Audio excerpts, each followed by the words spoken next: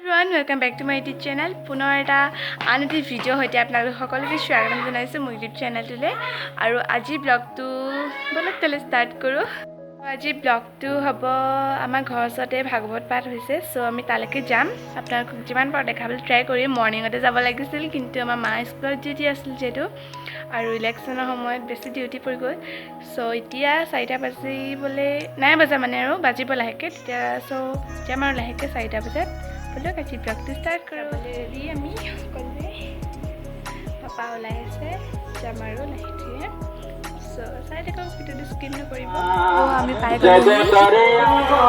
এতিয়া চাকি বন্তি জ্বলাই অকণমান বহিছোঁ, নাম শুনিছোঁ আৰু এতিয়া চাহ জলপান খালোঁ। এতিয়া ঘৰলৈ উলিয়াই আহিছোঁ। ইমান ধুনীয়াকৈ চাকি জ্বলাইছোঁ চাওকচোন।